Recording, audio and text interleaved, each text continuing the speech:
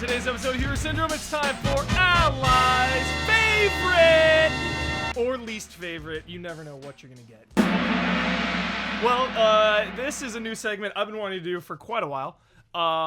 Since this is the first time I've done this, we are looking back on the first year of Huber Syndrome episodes, and I'm gonna get my fellow allies' take on some of their favorite parts of those episodes. The topics. It'll make sense when we do it. Okay, I hope so. Bradley, want to talk about? Oh, this is a good one for you. Actually. Why are you like hiding it? Because I don't want you to screen cheat me. Screen cheat? Yeah. Okay. All right. So we're gonna recent episode. We talked about backlogs. Mm-hmm. Backlog anxiety. Mm-hmm. Brad Ellis. What is a game that you played because you had a backlog? A game I played because your backlog is overwhelming you. It's on the shelf. You're overwhelmed by the amount of games you have. What is a game that you played because you were overwhelmed? I played ukulele for a little bit. Tell me about that. I just Why? because I'm playing real big games, never-ending, Yes. big deal RPGs. I need just to cool off with ukulele. Love it. And what are your thoughts so far? Slightly concerned. Started off really good, then there's just a really bizarre part of the game. I don't know why it's in there so early. Why would you guys do this? Why would you make this? There's a question and answer game show after the first world, and I barely know anything about this world, and they're trying to have you answer questions about the world. I don't even know who any of this is yet. Why would you do that? Bloodworth. Yep. Happy to have you here. Nice. Bloodworth, you have a leg up. You know exactly what's coming. I'm throwing you a softball. Bloodworth off screen was like, oh, I know a good one for that. Well, I needed time to think, so I'm just like, okay, prepared. Bloodworth, another recent episode, I did side quests. A lot of good ones in there. Legend of Zelda we talked about, Breath of the Wild. Bloodworth, give me one of your favorite side quests from video games. Okay, so this one is Fallout 3. And one of the reasons I like this side quest is because it's technically not even a side quest. Oh, explain. There's nothing that pops up on your lists, nothing like that. You just walk down to the south of the map and you come across this situation. And Okay, what kind of situation you are we got talking some here? kids and they're being taken care of like, I think it's still fuzzy, it's a long time ago. Yeah, perfect. But, like some grandparents or something taking care of these kids. Okay. And, you kind of, they welcome you in, everyone's friendly, everything seems peaceful, and you're like, man, like, how do they got it so good? They're in the wasteland, like, what is going on? You check out the kitchen. They've been butchering people and feeding them to the kids. Do the kids know? Kids, no idea. Oh my And then God. you have to decide, do I do something about this and let the kids fend for themselves, or do I just let them keep doing what they're doing? What did you do, Daniel Bloodworth? What did you do? I think I might have put a stop to it. Well done, Hero Bloodworth. Damiani. Yep. This is something I want to learn more about this. You're very mysterious. Wow. I want to know more. I did an episode a little while back about competitive gaming. Competitive video games. Damiani, if you were to choose one competitive video game, if your life was on the line, if we were in like the Mad Max post-apocalyptic future and somebody puts a gun to your head and says, you have to play me in any game of your choosing, if you lose, you die. Oh, jeez. What game are you playing, Damiani? Yikes. I don't know. Your life's on the line. I thought you were going to say you have to pick one you'd be good at and you That's have to what stick with the rest of your life. No. Oh, man, this is hard. What is like your confident, It has competitive to be an game? esports like type game. Oh, no. No, anything you want. Any game, Damiani. This is tough, Hugo. I know, Damiani. I'm scared. Put you right. I put you So on blast. scared. I put you in the furnace for this question. I apologize. At one point, I would have said Star Fox 64's battle mode. because I knew so many shenanigans in that mode there was an ability to do a U-turn in Star Fox 64. Remember that? Yeah. And in battle mode, you could use any of your abilities. Yeah. So there's a lot of stages had the buildings, but they were just like the little like rectangle things, Yeah. 3-dimensional rectangles, whatever they're called. You could do the U-turn into a building, go through it, but it was all iframes, like you were just like invincible. But if someone followed you, they just ram it. And then I'd also shoot a bomb into it before. So I'd shoot the bomb, detonate it as I did the thing, so that the bomb wasn't hurting me, going through the building, not taking any hit detection damage, and anyone near me was like, just got wrecked. Oh my god. Were your friends pissed? Like, who do you play this might have been against the- your friends? Like, people would play it and they'd be like, we're not playing anymore. We're going back to Mario Kart. We're going back to GoldenEye, Damiani. We're gonna make you know how we feel right now. You're gonna feel our pain. That's what happened. No one wanted to do competitive Star Fox. I went to a tournament, like a college tournament, Yeah. where they all played like Smash Brothers and stuff like that. And I tried to set up a little station with Star Fox. Like no one, some guy came over and goes, "Who the hell plays Star Fox 64?" It was like, "There's a multiplayer," and I was like, "I hate you right now. I'm gonna go home now." I feel so deflated. No one likes Star Fox 64 battle mode. I'm out. Damiani, can we stream Star Fox 64 battle mode? We should. At some point in the future. We should make it a tournament. Okay. Yes. Kyle Bossman. Yeah. One of my favorite things to talk about with you is story. Okay. Did an episode about stories and how my tastes are somewhat changing these days with gameplay over story. This was after Deus Ex. A little bit, yeah. Okay. Gotta have that gameplay in there, both. It's all about finding the right balance. Yeah. What is your... I'm gonna ask you two questions here. Okay. Okay, first, I want to know your favorite game with no story at all. What's your favorite game that doesn't have a story? Tetris. Next, what is your favorite game with a story? Metal Gear Solid. No, Solid 1, Metal Gear Solid 1. original. Yeah. Okay, now I ask you the Yeah. third and final question. Yes. Walk me through your feelings. What do you feel, Kyle? What do you feel like emotions when you think of each of these games? You know, you're in bed at night, you're going to sleep, you're drifting off. Yeah. Tetris pops into your mind, Metal Gear Solid 2 pops, or Metal Gear Solid 1 pops into your mind. What do you think looking back on these games, either with or without a story? Hubert, what? Ben Moore. So you know me. I do. You I know think that I do. you know that I like to pull the shades, have a glass of water, you know, turn out all the lights I thought it was wine. with glass of wine or water or both. Whoa. Yeah. You know, maybe have some nuts if I'm playing like an MMO. Gotta keep energized. Did an episode on gaming habits, Ben. What are some of your gaming habits?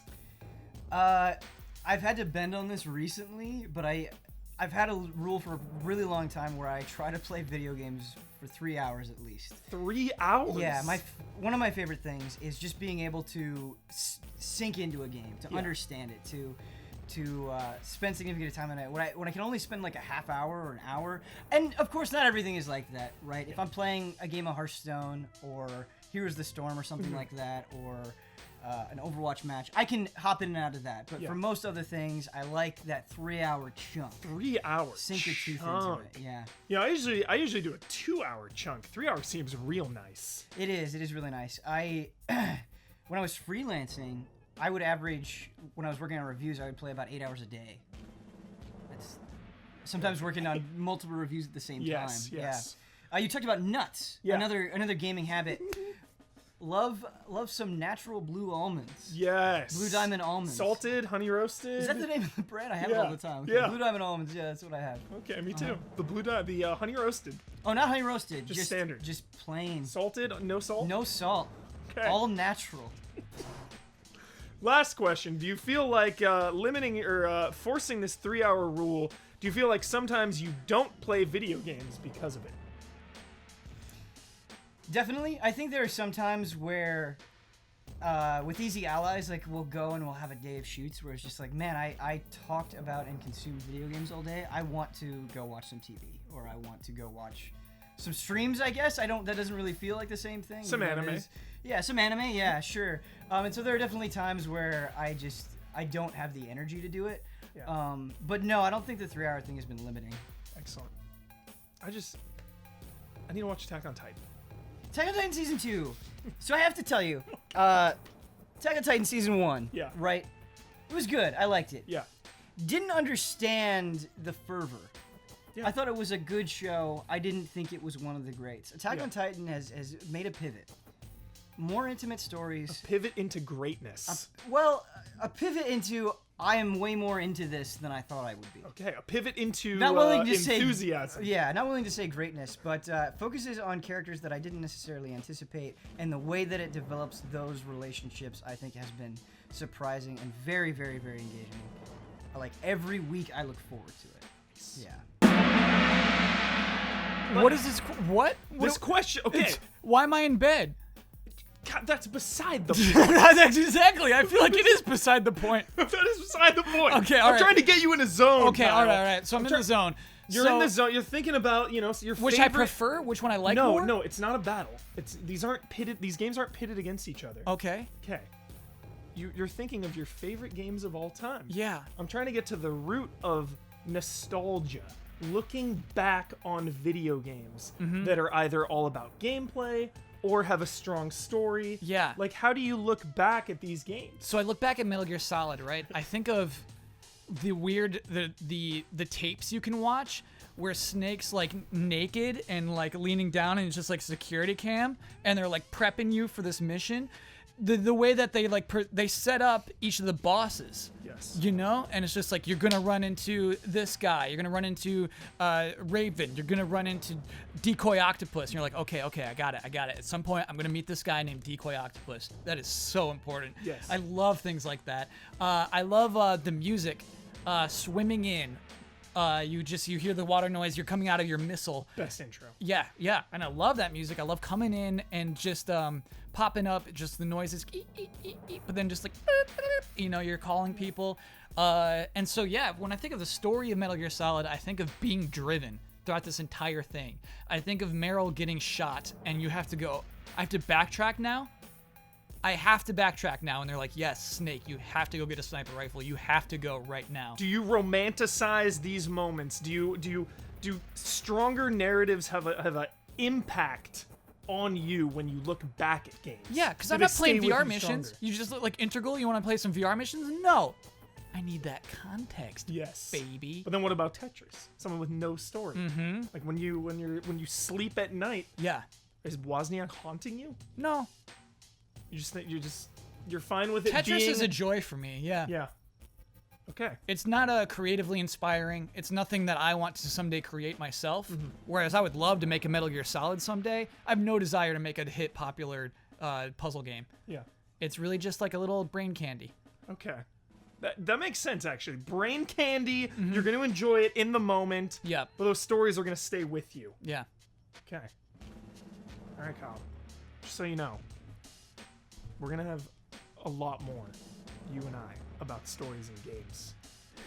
Get ready. Get ready, Kyle. Okay. I'm ready. I'm ready. Okay. Ian, I saved this one for you personally. Thanks. Ian, I hope. I think. we talked about films a little while back. I've heard of those. What is your favorite Yakuza movie? Ooh, I knew you'd like this question.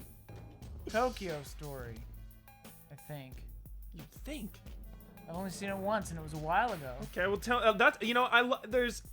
I love that when something like Damiani was talking, or no, Bloodworth was talking about it with his side quest. How it's like a while ago and it's kind of foggy and hazy. Yeah. Tell me about your foggy, hazy memory of this movie.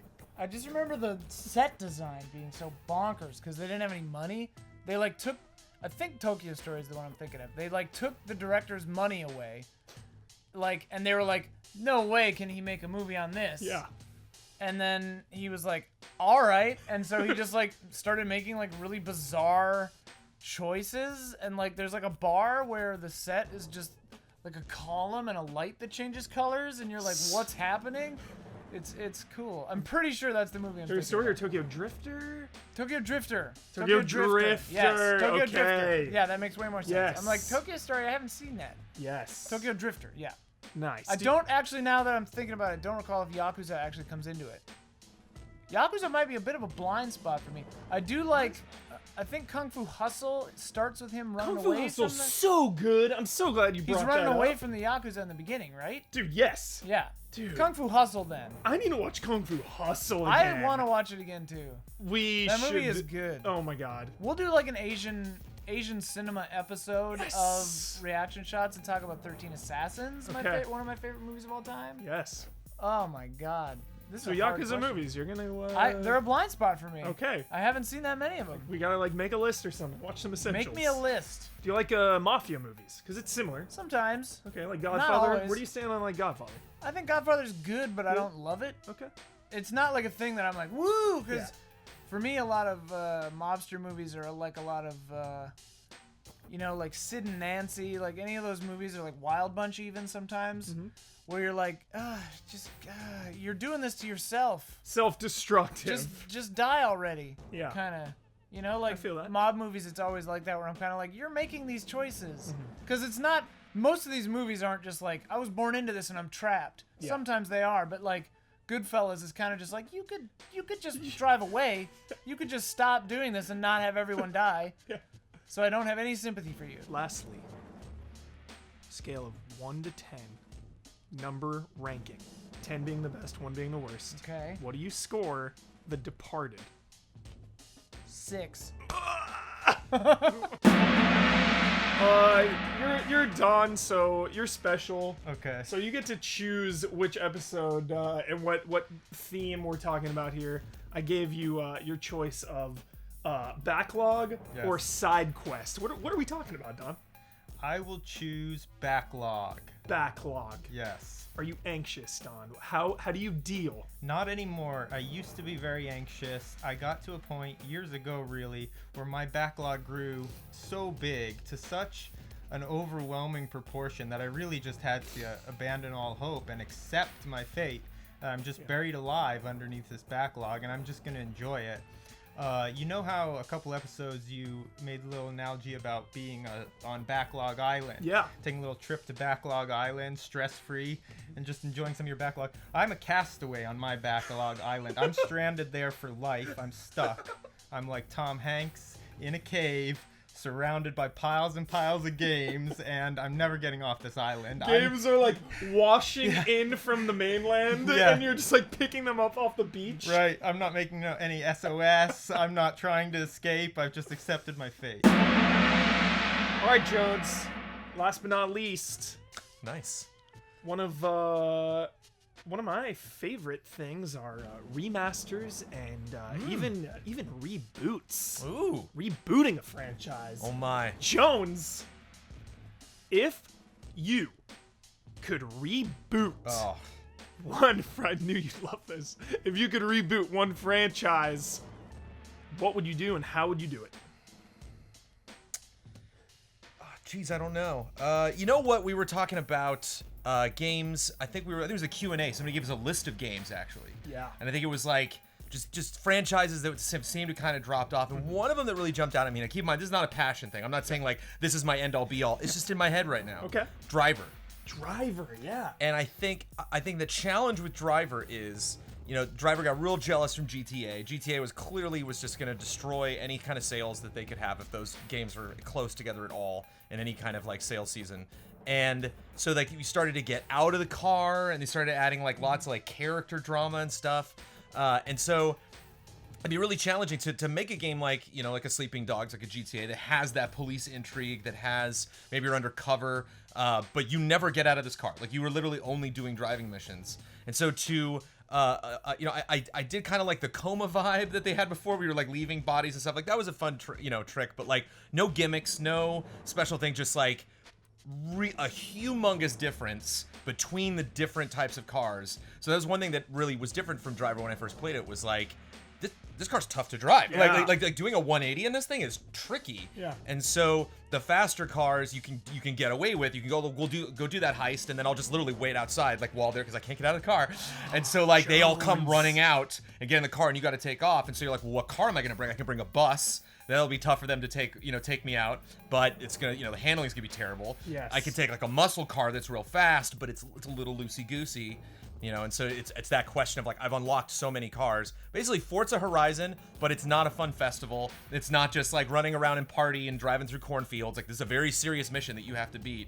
That has like bosses you have to race and stuff. Like Jones, this sounds amazing. I mean, the I crew love is kind of heists. like it. Like there are games that have done this, but just And I'm thinking of the Need for Speed: The Run. Mm-hmm. There's this cool idea of like driving cross country on this mission, or like robbing banks across the country and like going into little towns and getting out of there. I think the big exception would be every time you see these, because Need for Speed's a great example, because we have had those where it's like, you're going on the underground, you got to take this group down. Yeah. I think one of the big mistakes that they do that I would love to see changed up is that, like, you yourself as the driver are not that important. Like, you're not a cool dude. Like, it's not like you just got back from the war and now you're trying to, like, figure out what you're going to do when you're back home. You're Claude Speed from GTA 3. You're just a guy. The important people, the relevant people, the story is all these other bosses that you're taking down, all these other people that you're working with, and deciding like I'm gonna take that family down or I'm gonna work with those people. And it's all driving. You never like it'd be great to even actually never see your character or like have it always from over the shoulder or something so you can kind of imagine yourself in that role. But Driver, I think we're ready to give it a chance. I would play. That's gonna do it. That was Ally's favorite. Just getting a little bit of their thoughts on some topics that I've gone over in the last year with Huber Syndrome. If you want to talk more about this Saturday, 11 a.m., doing Talking Syndrome. So we're going to talk about kind of the year in Huber Syndrome retrospective, so to speak. That'll be Saturday, 11 a.m., Easy Allies Twitch. See you then.